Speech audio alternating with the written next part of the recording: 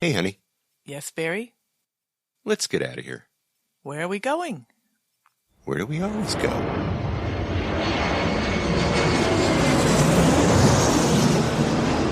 Así y el viento, este ritmo de palmas, sin ti naturaleza, hasta encontrar la playa. Por eso grito al mundo, yo soy de Puerto Vallarta. Samba de Puerto Vallarta, noche de arrullo en el mar. Samba de Puerto Vallarta. Hello, fellow travelers, and welcome to this episode of the Puerto Vallarta Travel Show. I'm your host, Barry Kessler, and I'm just so happy to be introducing you to my favorite vacation destination. Hey, maybe it's even yours, and that's Puerto Vallarta, Mexico. The music you're listening to is performed by Alberto Perez, and Alberto is the owner of the Lapa Lapa group of restaurants here. Those are the Lapa Lapa, Puerto Vallarta's oldest restaurant on the famous Los Muertos beach, and the El Dorado Restaurant Beach Club right next door. So you can enjoy that fantastic view of the Los Muertos Pier, all lit up at night in beautiful colors, or during the day in its grand splendor for breakfast, lunch, or dinner, seated with your toes in the sand right at the water's edge. It's so romantic. It's so Puerto Vallarta, my friends. This week, East meets West. We are going to Vallarta's Jardines de las Gaviotas neighborhood, and I'm going to introduce you to Francie Nguyen. She is the owner of three, count them, three wonderful restaurants. The Bonito Kitchen, Ramen Ya, and those are both in Gaviotas, and now Bonito Cafe in the romantic zone in Puerto Vallarta. But before we get to Francie, let's see what's happening this week in Vallarta, the 9th of March, 2020. Yesterday, on the 8th of March, marked International Women's Day worldwide. And why March 8th, you might ask? What are the roots of International Women's Day? And why do we even talk about it? Well, because they celebrated it here. I went to go check the wiki pages, and I was surprised, actually a little bit surprised, to find out what was in it. Let's read. International Women's Day is celebrated on the 8th of March every year around the world. It is a focal point in the movement for women's rights. After the Socialist Party of America organized a Women's Day in New York City on February 28, 1909, German delegates Clara Zetkin and Kat Dunker and others proposed at the 1910 International Socialist Women's Conference that a Women's Day, a special Women's Day, be organized annually. After women gained suffrage in Soviet Russia in 1917, March 8th became a national holiday there. The day was then predominantly celebrated by socialist movement and communist countries until it was adopted by the feminist movement about 1967. The United Nations began celebrating the day in 1977, and commemoration of International Women's Day today ranges from being a public holiday in some countries to being largely ignored elsewhere.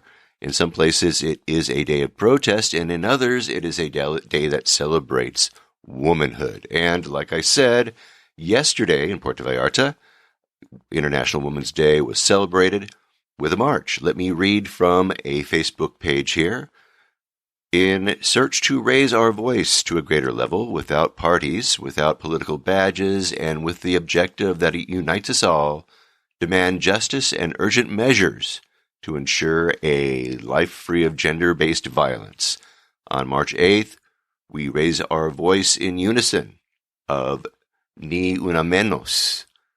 Dress in purple and join our fight, 3 p.m. in front of McDonald's on the Malecon. Nevermore will have the comfort of our silence. So, several hundred gathered yesterday over on the Malecon in front of the McDonald's, and they marched. They marched along the Malecon, chanting pre-practice slogans It was a peaceful march, and they marched all the way down to Lazaro Cardenas Park, over to Tile Park PV, and there was a rally, and there were speeches, and that is how Women's Day was celebrated. There were some other events. I have some of the links to those events, too. We could talk about those another time. And then today is a special day in Mexico as well as in Puerto Vallarta. The 9th of March actually has been designated a day without women in protest over the killing and abductions of women and children in Mexico. There are, according to UN and government figures, 10 femicidas, 10 women killed every day in Mexico, murdered every day in Mexico. Now, you compare that to the neighbors up north in the United States, there are approximately 3.5 femicidas, murders of women per day, in a country of 360 million people, as opposed to Mexico's 10 per day, with a population of half of that of the United States, 126 million. So today, on March 9th, upwards of 20 million Mexican women are expected to take part by staying at home.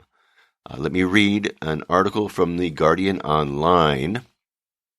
Mexico's feminist revolt has been gathering steam since last summer, when demonstrators poured onto the streets for what was dubbed the Revolution Diamantina, or the Glitter Revolution. But the current mutiny began in February with a trio of macabre, headline-grabbing femicidas that shocked the nation and highlighted the government's failure to protect women. First came the killing of the 25-year-old Ingrid Escamilla on the 9th of February. She was stabbed and skinned by her partner before having a picture of her corpse splashed onto a local tabloid's front page.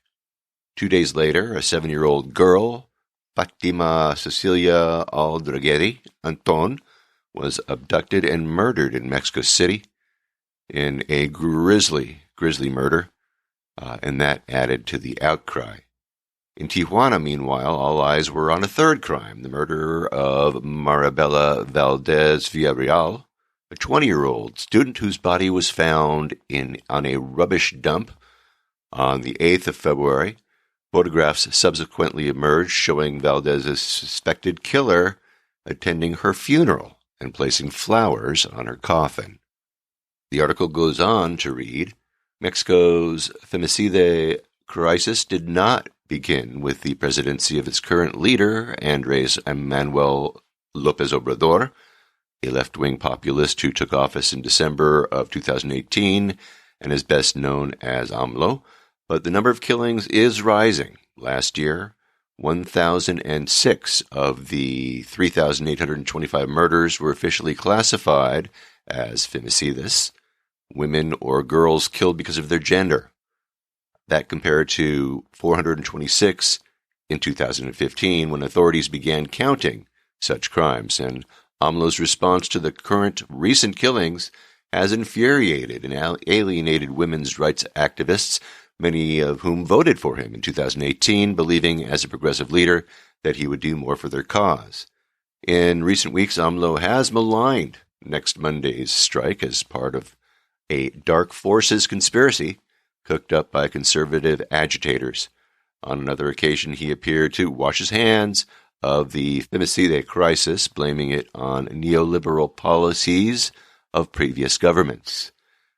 Okay, so today, as I said, 22 million women across Mexico are planning not to go to work. They're not going to go to school. They're not going to take their daughters to school. They're being urged not to purchase anything.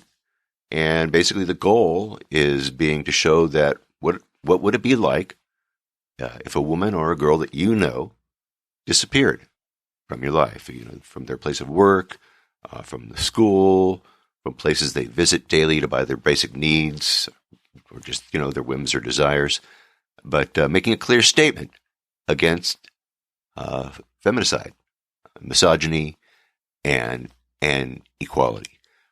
Many businesses around the country are clearing the way for female employees to participate, including right in Puerto Vallarta. And I have links to several articles that I used in this report, and you can find those at www.puertovallartatravelshow.com. And so there, very, very important issues here in Mexico are being looked at right now, today, the 9th of March.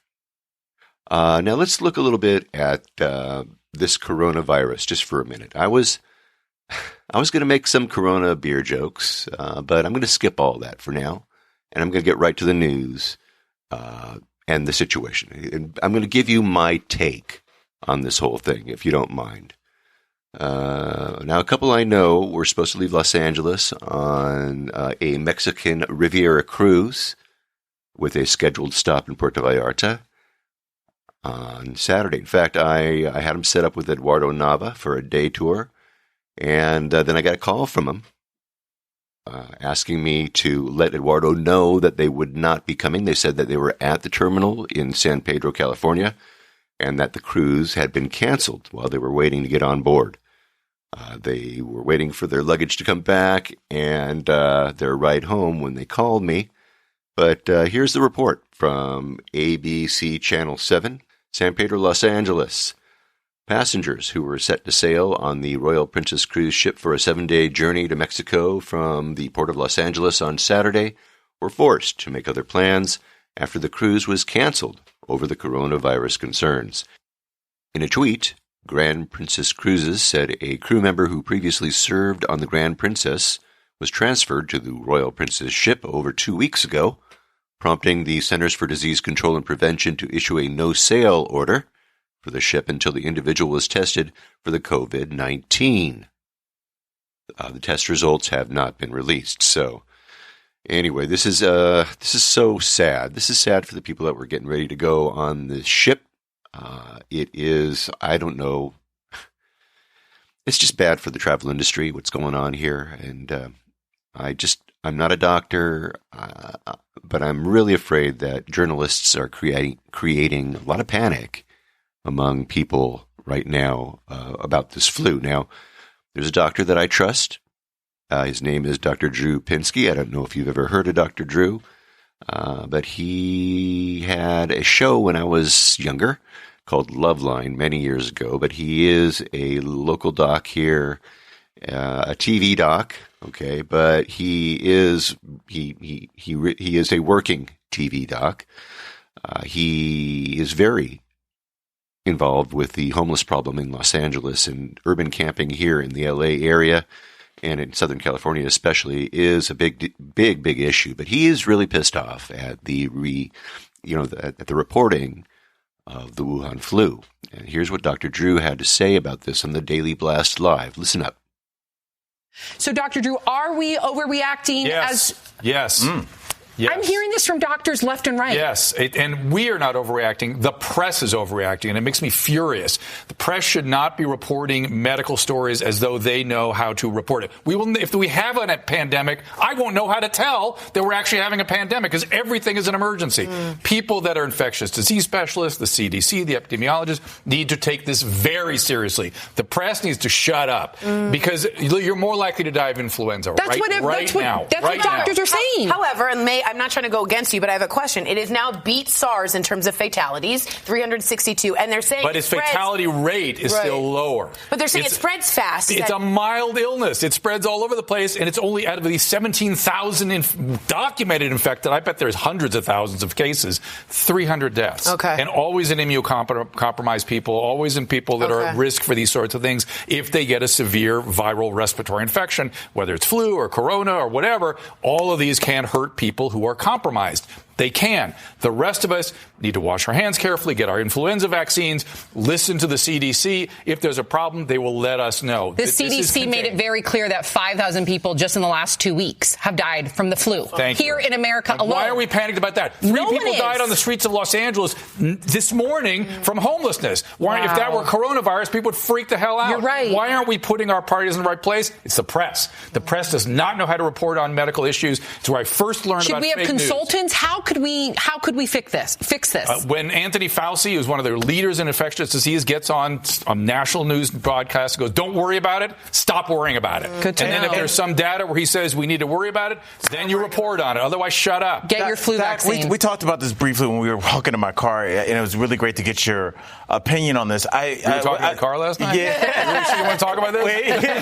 Well, people always say we want to get money out of politics, but I always say, well, what about getting money out of clickbait? And I feel like the coronavirus will always have people click on it. Yep. The flu will not. And I think that's why the coronavirus is at the forefront of everything you look at, because people are looking at that. Yep. And I don't know, is the flu just not sexy enough anymore for people to care? No, it's not. No, because it's not. And again, you're right. They're motivated by getting the eyeballs, and the eyeballs come with some exotic infection, as opposed to saying influenza killed 5,000 people. Like, oh, well, I guess it does that. Oh, a new infection. This is the one. It's going to get us. No, it's not. Stop it. Be professional journalists. Be what you're supposed to be, and collate and present the facts as they are, not with sexy headlines that give us some sort of hysteria. All right. So anyway, I thought I would give you my take on this, on the virus, as well as Dr. Drew's take on it. I think people are being scared to death unnecessarily. Now, I'm sure that now, I know you don't know this, because many of you don't know a lot about my personal life. I don't talk about it very much, but I square dance. I never thought that I would enjoy the square dancing thing. My wife suggested that we do it. She asked me if I would. I said I would. This was maybe 8 years ago. And it's been a lot of fun, actually. In fact, we are now the presidents of our local Simi Valley Square Dance Club. There's about 140 members of the club. Now, square dancing is a contact sport. We hold hands, we hug each other, we swing, we do-si-do. And the average age of square dancers in this particular club is 74. Yeah, 74 years old. Now, my wife and I are very young. We're on the younger, spectrum. Anyway, we have dance class every week, and I got this email last night from one of the square dancers. Get this. Here's how it reads. Good morning, Barry. The most effective way to stop the spread of coronavirus is for everyone to be quarantined until everyone who has the virus has died or has recovered from it. Okay. I was on my way to the dance last night while listening to the radio. I was fretting about being so close to so many people, touching their hands and all with the virus around, and then the guy on the radio saying that we shouldn't be at places where there's lots of people. That was enough for me. I turned around and went home. Old people are among the most vulnerable to this virus. If we're going to continue dancing during this outbreak, we have to be a little Nazi about washing our hands, don't we? What are your thoughts? So here is an example right there of somebody who has been totally freaked out, who is frightened to death, who thinks that everybody is going to die and that we all have to sit around and quarantine ourselves. I mean, come on. Turn off the radio, dude. Really? Wash your hands. Jeez. All right, I'll get off my soapbox talking about washing your hands. Let's get to the interview, shall we? We began this podcast today speaking of Women's Day, and our guest, Francie Nguyen, is one of these women that I would really like to honor on this International Women's Day. She has brought the Asian food scene in Puerto Vallarta to a whole new level. In a town where restaurants abound, I talk about it all the time, there's over 900 of them, it is more than evident that Asian food, good Asian food, is really hard to find. But this lady, along with her daughter Soleil, has created three lovely restaurants. Two of them are in the Jardines de las Gaviotas neighborhood, which is just east of the Versailles neighborhood, actually not too far from our friends over at Barrio Bistro. Now, from downtown, you would take the 200 north to Francisco Villa, and you would make a little turn right, and then you would go to Avenida Fluvial, Vallarta there, and you would make another right, and there you will find it. Take a cab, of course, take an Uber, whatever way you want to get there. Now, Francie is from Vietnam. And when I asked her where she landed when she came to the United States, she said to my surprise, Arkansas. She is one of the 700,000 Vietnamese boat people who escaped Vietnam after the Vietnam War. And Francie's family wound up in a place called Fort Chaffee. Let me read an article about Operation New Life. Fort Chaffee in northwest Arkansas once played an important role at the end of the United States official involvement in the Vietnam War after the fall of Saigon to North Vietnamese forces on April 30th, 1975. From May until December of that year, Fort Chaffee became the temporary home to more than 50,000 Indochinese who had sought refugee status. The resettlement process was known by the U.S. military as Operation New Life. It was brought about when Congress enacted the Indochina Migration and Assistance Act of 1975. Fort Chaffee was among the 4 domestic military bases to take in refugees from the war. The others were Camp Pendleton in California, Elgin Air Force Base in Florida, and Fort Indiantown Gap in Pennsylvania. Fort Chaffee took the largest share of nearly 100,000 Indochinese political refugees who came to the United States in 1975. According to the Encyclopedia of Arkansas History and Culture, the refugee population was a very heterogeneous one, consisting of Vietnamese, Laotian, Cambodian, and Hmong. Though many educators and social service providers entered the camp to assist the refugees on humanitarian grounds, refugees were largely isolated from the surrounding communities of northwest Arkansas at the time. Most of the refugees resettled to different regions in the United States, like Orange County, California, and Falls Church, Virginia. Some did stay in Fort Smith and surrounding areas where small Indochinese population remains to this day. And I have a link to that article where you can read the rest of the story if you like, but I'm going to let our guest tell you the rest. Let's go right now to the Las Gaviotas neighborhood of Puerto Vallarta, and let's talk pho and pot stickers and baos and wontons and dim sum and dumplings and killer cocktails. That's right. Let's meet my new friend and yours too, Francie Nguyen, owner and operator of Bonito Kitchen, Ramen Ya, and Bonito Cafe restaurants in Puerto Vallarta, Mexico. Francie, thanks for coming on the show. Oh, thank you for having me. Tell me a little bit about yourself. Where are you from, and what was your path to Puerto Vallarta? Well, I was born in Vietnam, but I grew up in the U.S. I lived in New York City before I moved here to Mexico. Yeah.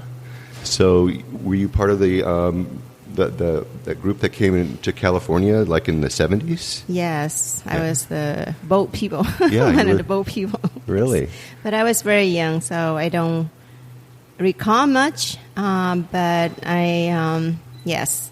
But I've studied a lot about what happened and the history of the Vietnam War and what happened. But I remember coming to the U.S. on a big boat and living in a refugee camp. Yes. Yeah, over in California.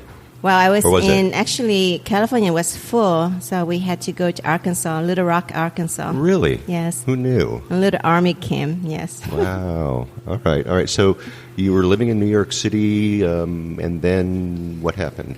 Well, I was in fashion. I was always in fashion. I was a buyer, and I used to travel a lot. And I came to Mexico for one of my buying trips, and I met some friends here. So I was coming to Mexico to visit, and something happened personally that I decided to change my lifestyle. So I had a job offer in Mexico City. So I moved to Mexico City for a year, working for a Mexican company without knowing any Spanish. Really? So I just took a leap of faith, and I just took a chance. And then when I was in Mexico City, I used to come to Puerto Vallarta on vacation quite a bit. So I just fell in love with the city, and I decided to move here. Okay. So how long ago was that? That was about 5 years ago. Yes. Okay. So you got here. You got to do something. So what'd you do? I was working online when I first moved here. I was doing a lot of marketing, online marketing for companies. And then I have a daughter. She's a chef and a writer. And she was a chef in Portland, Oregon. And we decided one day that we're going to open a restaurant here because first I was missing a lot of really good Asian food. We don't have a lot of options. 3 years ago, there was not a lot of options. Yeah. And she's a chef who wanted a change. So she moved down to Puerto Vallarta and we opened a Bonito Kitchen together. You and your daughter? Yes. Wow. Okay, so was your daughter the chef, or did she bring you along? She show you techniques? I mean, how'd you learn to cook? Where'd you learn to cook? Well, my mother's a great cook, and actually, but I really didn't learn from her because she was such a great cook that my father, he didn't want us to be in the kitchen, near the kitchen, because he didn't trust us. Right. So I actually didn't learn how to cook until I was in my 30s. And so Soleil, my daughter, she was always a chef. And she's the one that taught me how to open a restaurant, how to come up with the recipes, how to put things together, and how to shop, how to put dishes together, and how to do a menu, and so on. So it was the whole restaurant, the concept was from Soleil. So where exactly is Bonito Kitchen? It's near Costco in the Gaviotos area. So it's on the other side of Francisco Villa, opposite from Costco. Yeah. It's very easy to get to. I know it's hard for a first timer to try to find it, but once you can find it, it's really easy. So if you know where Costco is, if you know where Costco is, coming from Old Town, instead of turning left into Costco, you turn right, and you go about 2 blocks. And Bonito Kitchen's on the right-hand side. Okay. Why did you pick that place? I was driving through that area, and I love Gaviotos. It's like an old neighborhood with a lot of old houses. It's a beautiful residential area. The boulevard where we are at, De Los Tules, is gorgeous with beautiful palm trees. So I found this old house. Bonito Kitchen used to be an old house, and I saw a lot of potential. So we actually took over and we converted the old house into a restaurant. Did you buy the house? No, actually, we're renting. We're leasing. Yeah. Oh, in leasing? Keep your fingers and toes crossed, honey. When did you open? 5 years ago? 3 years ago. 3 years ago. Yes. Talk about the menu. What do you got on that menu? So Bonito Kitchen is it's not fusion, because a lot of people think Asian fusion, but it's more a combination, a collection of different dishes from Vietnam, Japan, Korea, Taiwan, a little bit of Thai. It's just a collection of dishes that I really like to eat. And it's just all my favorite dishes. And it's almost like tapas. It's like Asian tapas. So you can try different small plates, different things, and you can order more or less of what you like and share. Yeah. Wow. Okay. So what would you say is your most popular dish over at Bonito? Actually, when we first opened Bonito, we started doing pho on Saturdays and also ramen. Now, wait a minute. Everybody, pronounce that again. Pho, right? Pho, all right, not pho. It's not pho, it's pho. Pho, okay. It came from a French word, pot au feu, because years ago Vietnam is it's a colony of France. So a lot of our cuisine has French influence. Uh-huh. So anyway, we started doing ramen and pho, and ramen got super popular. So then we opened our second restaurant, the Ramen Ya, which is across the street from Bonito Kitchen, and it's fresh ramen made from scratch, fresh noodle. It's really, really good. Wow. Did you have any trouble at all getting the ingredients that you need? I mean, we're talking about Asian food here, and we're in Mexico. So how do you do that? It's sometimes really hard. What most people don't realize is we do get some Asian ingredients here, but they're like 5 times more expensive than from the U.S. or Canada, because they're imported into Mexico, and there's a import tax and so on and so on. So for most people in the U.S., you go eat Asian food in a pho restaurant, you think it's super cheap, right? Yeah. But it's more expensive for me to make a bowl of pho here than in the U.S. So, and that's what most people don't realize. They think it should always be cheap, but it's not.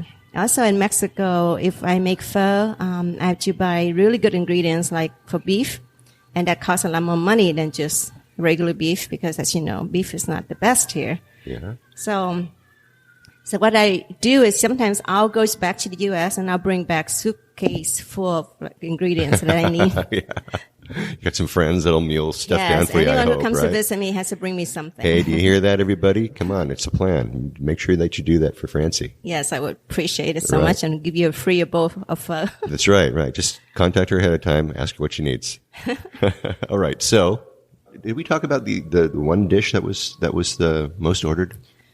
Well, on the regular menu, the most popular item would be the coconut shrimp. Or the bao. The bao is a steamed bun that we make. So it's like steamed bun with pork belly inside. Ah. That's probably the most popular dish. Coconut shrimp is a version of coconut shrimp that's Vietnamese. So we wrap it in rice paper instead of breading. So it's very light and crispy, and it's very tasty. So that's probably the second most popular item. Sounds good.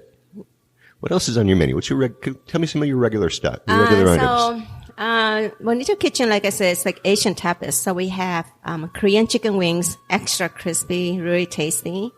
We have Saigon egg rolls, which are Vietnamese egg rolls. It's actually a family recipe. And I changed it. I made it with ground chicken, so it's very healthy. It's not bad for you. Oh, good. Healthy. Oh, no. All right, go ahead. And then we have pot stickers that's made by hand. These little dumplings with pork and shrimp inside.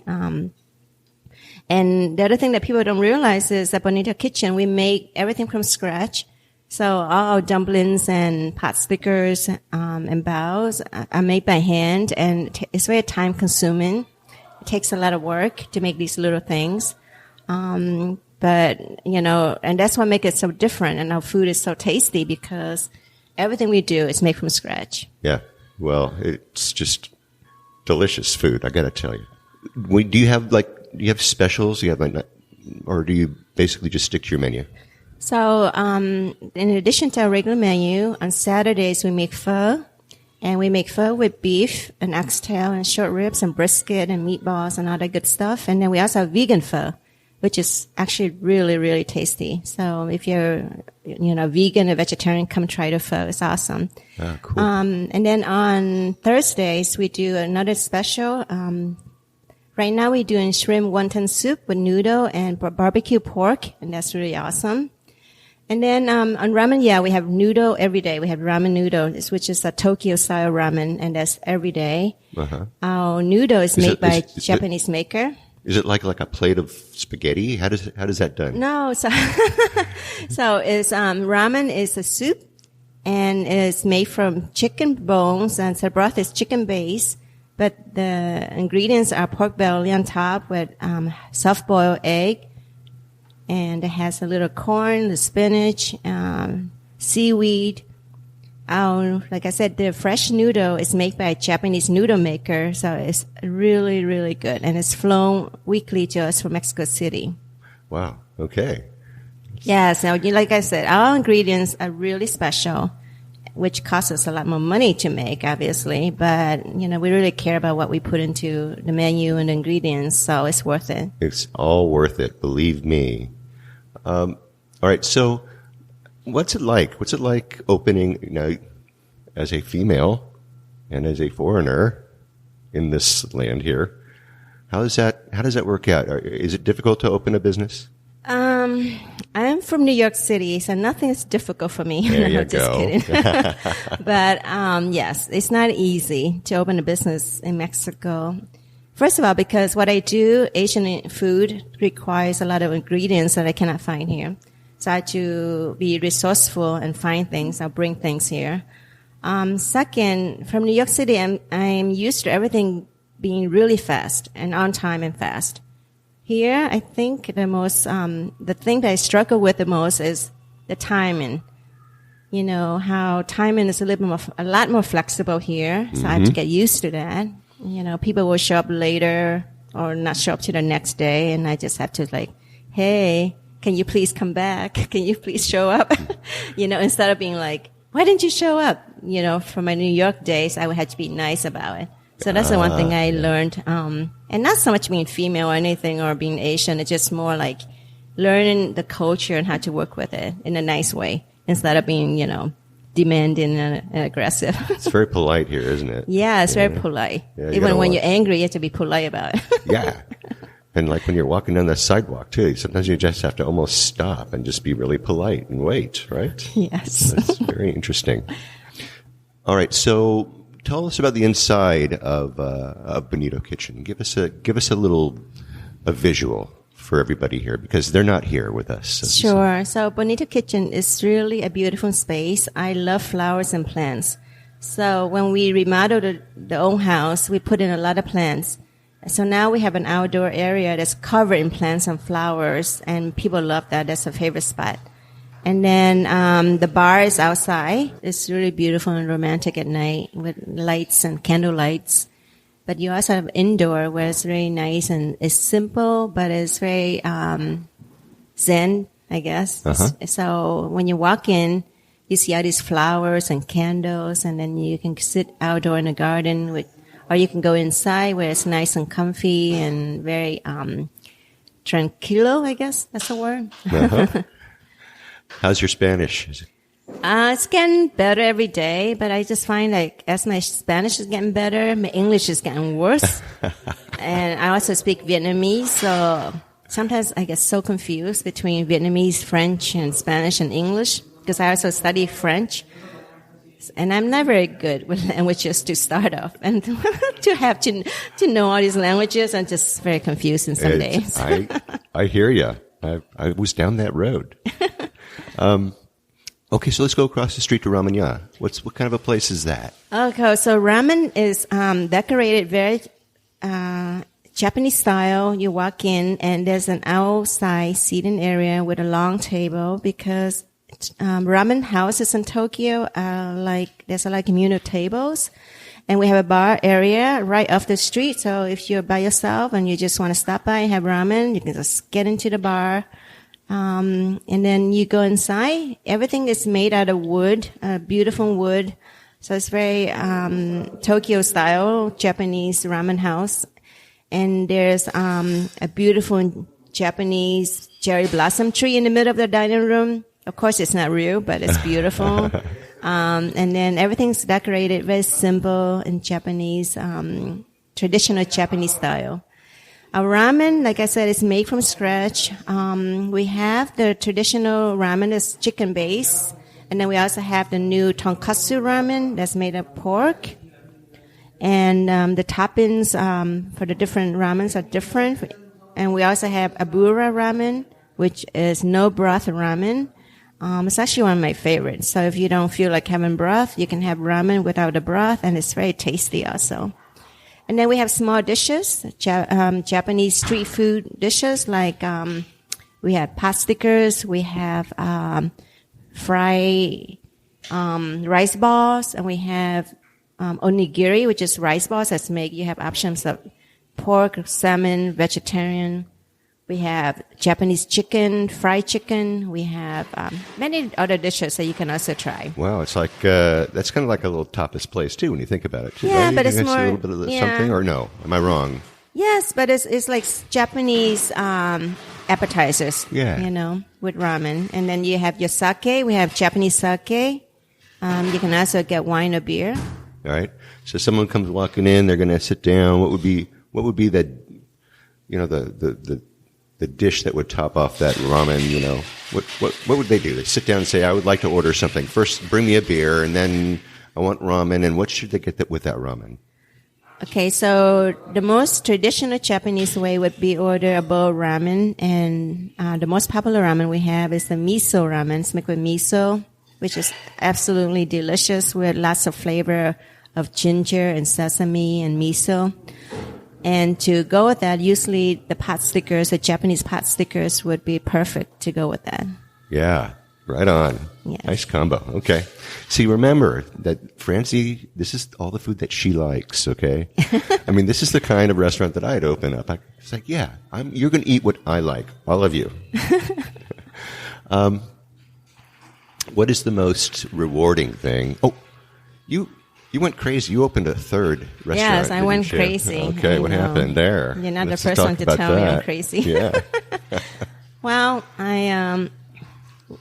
both our restaurants are located in the Gaviotas area, which is, about 20 minutes from downtown, Old Town. So we have so many of our customers asking, why can't you move to Old Town? Why can't you open a location in Old Town? So one of our customers offered this space in Old Town is under the building V399. And it's a small space. There's no commercial kitchen. It's just a little place where we have toaster oven, rice cookers to make food. So we opened Bonito Cafe. It's mostly for breakfast and lunch, and it's a light Asian fare. We have rice bowls, steamed buns, rice paper rolls, and Vietnamese banh mi. So it's more for lunch, and we have a lot of people that come in, stop in for lunch. We also have great coffee and tea and lemonades and mocktails. And so, what? Yeah. And what? Yes, amazing cocktails with no alcohol. A mocktail. Yeah, it's awesome. Because, not everybody drink alcohol. Yeah, I know. I know a couple of those people. And there's not a lot of options in town where you can have a great drink without alcohol. So we decided to do mocktails here. And, so it's really light and healthy and refreshing. And people come in and they'll get to go. So you can take to go and bring it home to eat for dinner if you don't want for lunch. Or you can just stop by and get, a coffee and a tea in the afternoon. We also have amazing chocolate chip cookies that's homemade and it's awesome, that we're also well known for. And our lemonades are made from scratch. It's all fresh. It's really good. Excellent. Wow. Okay. Yeah. Very well. 3. I mean, there aren't a lot of people that have got 3 restaurants opened up in this town. How are the 3 small restaurants? Okay, 3 but tiny little places. yes, but so very, very nice and popular. Very wonderful food. Let's move away. Let's go away from Bonito Kitchen just for a minute. Let's go out into town, or maybe away from town. If you're going to leave for a day and come back the same day, got a day off, where would you go? Oh, I have so many favorite places around here. I love to go to the Botanical Garden. I think Bob's put together a beautiful place, and it's one of my favorite places to go to. You can get lost there, and you just take a little hike there. I have lunch there and walk amongst the beautiful flowers. Or I'll take a trip to San Sebastian, which is so beautiful out of town. That's my favorite bakery on the way there, and they have the best Mexican pastries. Hey, is that the lady with the big coffee cup out front? Yes. That's my favorite place. Right I by have the to bridge. stop by there. Well, it's a beautiful view. You just have to stop for the view, and then, of course, you gotta eat the pastry. It's awesome. And then another place I go to, if I go to the beach, and I love to go to the beach at least once or twice a month, and I would go up north to a little secluded beach that nobody goes to. Okay, so we won't talk about that. No, I'm not going to tell you where it is. It's my Find your own. Yeah, otherwise too many people would come and... Yeah, that's right. I don't want to ruin it for you. What about 3 days? Where would you go? Oh, I love San Miguel. It's such a beautiful place. And a lot of restaurants there remind me of New York City, so I like that. You had a favorite in San Miguel again, Dave? Not really a favorite. I just love just to like walk the streets and look at everything. I love to go to Chiapas. Such a beautiful place to go for 3-4 days. Yeah. What do you do in Chiapas? Oh, we walk around. We go on hikes. We go to the waterfalls. We go and eat. There's a Thai restaurant there that I really like a lot. It's probably the only Thai restaurant in town, so it's really good. Gotta go. Where'd you get your stuff? Where'd you get your ingredients? Also, great hot chocolate. They have these hot chocolate shops that are just amazing. Really? Yeah. In Chiapas? Yes. Who knew?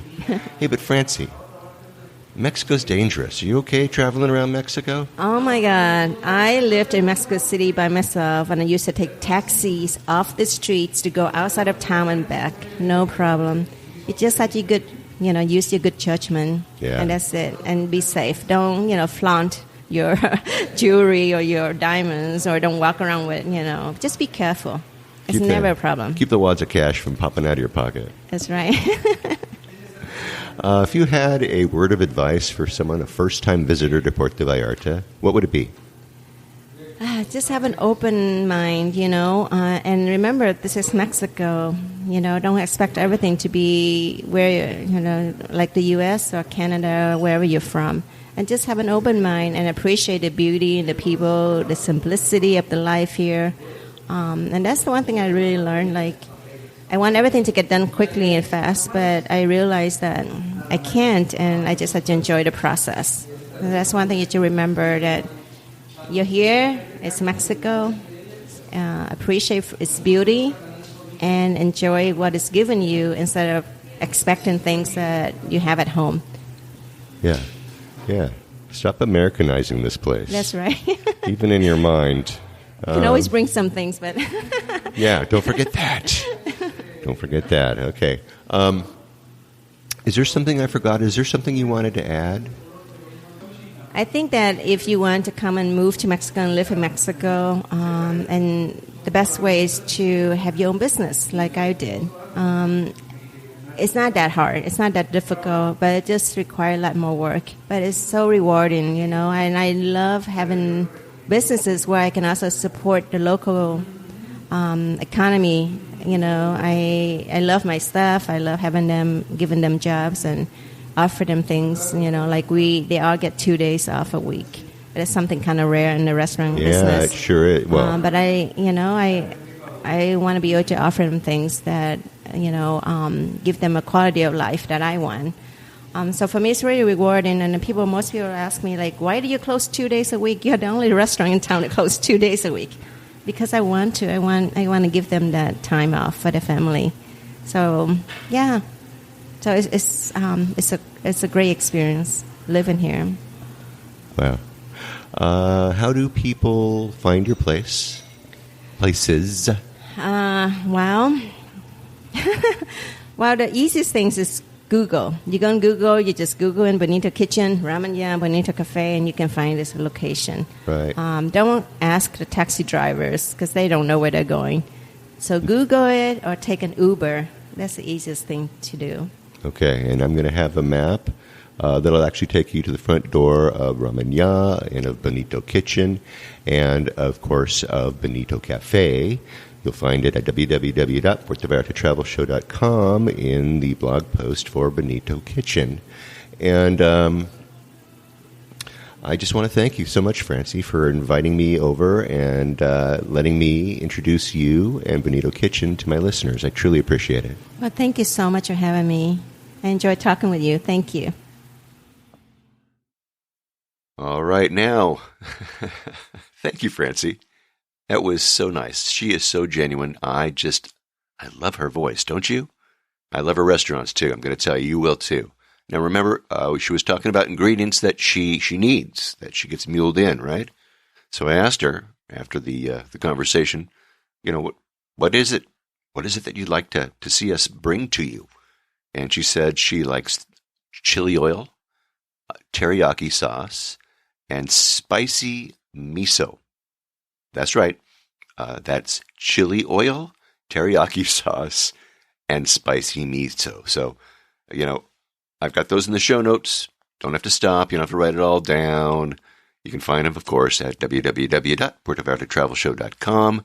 And there you will also find pictures and links and maps to all three of these lovely restaurants, Bonito Cafe, Ramen Ya, and Bonito Kitchen. All right. That should do it for this week. Next week, stay tuned for more on-the-ground reports from Puerto Vallarta, Mexico, with travel tips, great restaurant and excursion ideas, and more.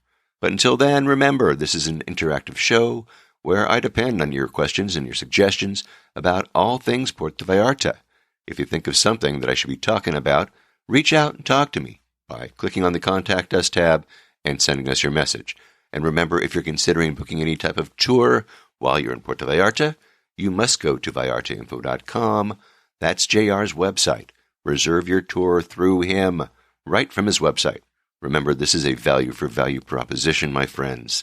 His experience and on-the-ground knowledge of everything Puerto Vallarta in exchange for your making a purchase of a tour that you would do anyway.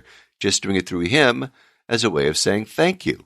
Thanks, JR, for being our guide. It costs no more than if you were going to use someone else, so do it, really.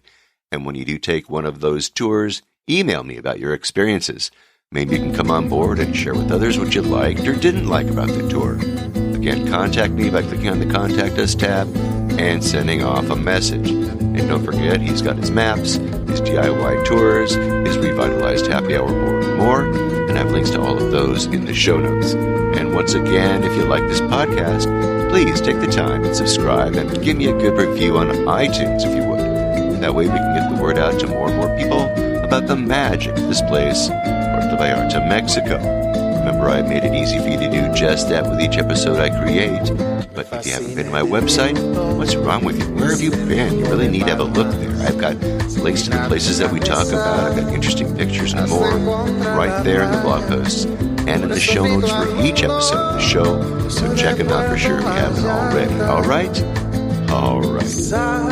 Thank you, Francie Nguyen from Bonito Kitchen, Ramen Ya, and Bonito Cafe. I love your food. It is all so good, so fresh, so delicious. Make sure you try one of them or all three of them next time you come to Paradise. Check out that neighborhood over there at Las Gaviotas for sure. Or go on over to, that one over at the Emiliano Zapata location if you don't want to leave town.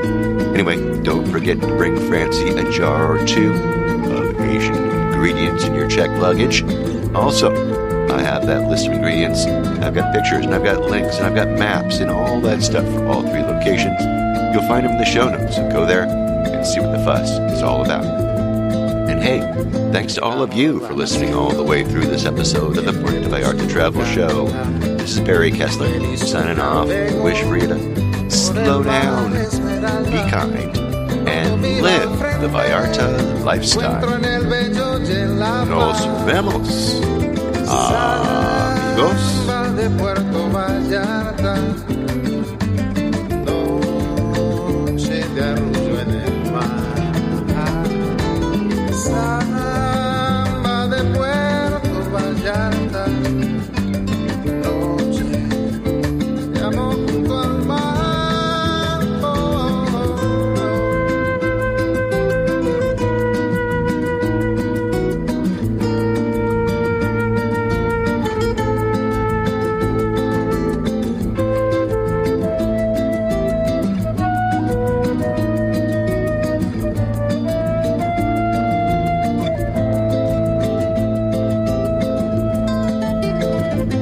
Solo camino, perno por la playa, me encuentro junto al río, cuando todo está en calma, pronto cae la noche, brillas Puerto Vallarta.